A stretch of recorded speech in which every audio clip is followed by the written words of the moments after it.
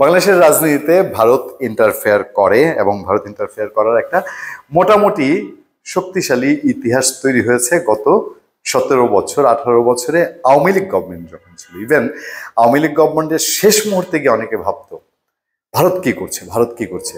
5ই August Bharat Awami League চলে যাবে, বিদায় হয়ে যাবে, শেখ হাসিনা তো অনেকেরই কল্পনার বাইরে ছিল।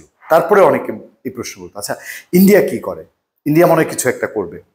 কারণ কি, মনে করতো যে ইন্ডিয়াই তো এই গভর্নমেন্টকে, আওয়ামী লীগ গভর্নমেন্টকে সাবেক টিকিয়ে রেখেছে।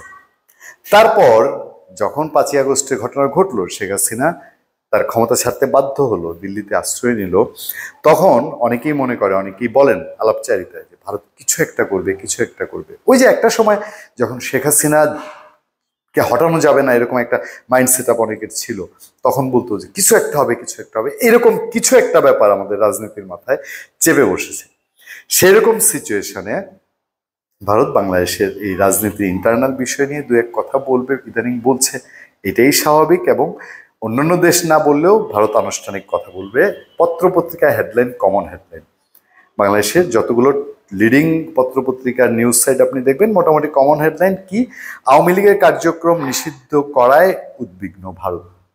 এর এপিট ওপিট অনেক কিছু আছে। এর পক্ষের মানুষজন একরকম বলবে, বিপক্ষের মানুষজন একরকম বলবে, ইতিহাস একরকম টানা হবে, বর্তমান প্রেক্ষাপট আর একরকম টানা হবে। কি বলা হচ্ছে, বাংলাদেশের রাজনৈতিক দল হিসেবে আওয়ামী লীগের কার্যক্রম নিষিদ্ধ করার ঘটনায় আনুষ্ঠানিকভাবে উদ্বেগ প্রকাশ করেছে ভারত। মঙ্গলবার সন্ধ্যায় দিল্লিতে পররাষ্ট্র মন্ত্রণালয়ের সংবাদ সম্মেলনে এ বিষয়ে এক প্রশ্নের জবাবে মুখপাত্র রণধীর জয়সওয়াল বলেন, কোন উপযুক্ত পদ্ধতি অনুসরণ না করে আওয়ামী লীগের উপর নিষেধাজ্ঞা আরোপ একটি উদ্বেগজনক ঘটনা, বলছে দৈনিক সমকাল। ইনভার্টেড কমার মধ্যে একটা লাইন আছে, ব্র্যাকেটে, বাংলাদেশে গণতান্ত্রিক স্বাধীনতা যেভাবে খর্ব করা হচ্ছে এবং রাজনৈতিক পরিসর, আবার ব্র্যাকেটে, পলিটিক্যাল স্পেস সংকুচিত হয়ে আসছে, তাতে একটি গণতান্ত্রিক দেশ হিসেবে ভারত স্বভাবতই উদ্বিগ্ন বোধ করছে, জানান রণধীর জয়সওয়াল। একই সঙ্গে বাংলাদেশে যত দ্রুত সম্ভব নির্বাচন আয়োজন করার দাবিও পুনর্ব্যক্ত করছে ভারত। রণধীর জয়সওয়াল বলেন, বাংলাদেশের দ্রুত একটি সুষ্ঠু, অবাধ ও অন্তর্ভুক্তিমূলক নির্বাচন অনুষ্ঠানের দাবিকে আমরা জোরালো সমর্থন জানাই।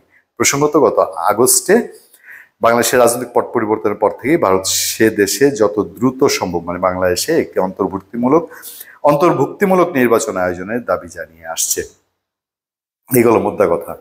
এখন ভারত যখন উদ্বেগ প্রকাশ করবে বাংলাদেশে আওয়ামী লীগের কার্যক্রম নিষিদ্ধের বিষয়ে, তখন হিসাবটা কি দাঁড়ায় যে বাংলাদেশে আওয়ামী লীগ বিরোধী অংশ, সেটা আপনি যদি জামাত বলেন বা একেবারে মাস পিপুলের ক্ষেত্রে বলেন, যে এন্টি ইন্ডিয়ান সেন্টিমেন্টটা আবার আগের চেয়ে অনেক চাঙ্গা। আওয়ামী লীগের সময় সেটা তৈরি হয়েছে, কিন্তু এটার বহিঃপ্রকাশ ঘটেছে 5 আগস্টের মধ্যে দিয়ে। তো ভারত যখন উদ্বেগ প্রকাশ করবে, এই অ্যান্টি ইন্ডিয়ান সেন্টিমেন্টটা তত আরো বেশি তাদের একটা জিত তৈরি হতে পারে। তো যাদের জন্য উদ্বেগ ভারত প্রকাশ করছে, বাংলাদেশের বাস্তবতা কি বলে, এটা কি তাদের জন্য হিতে বিপরীত হয়ে যায় না?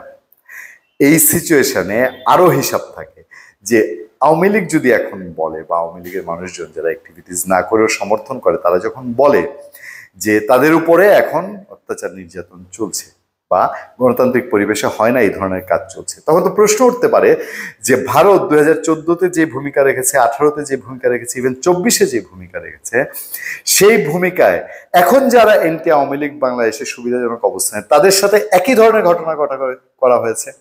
তো অভিযোগের তীরটা তখন আবার নিজের দিকে চলে আসে কিনা। ধন্যবাদ সবাইকে, ভালো থাকবেন, সুস্থ থাকবেন। সত্য, করুণা এবং সহনশীলতার সাথে আপনাদের সাথে আমি আতিক রহমান পূর্ণিয়া।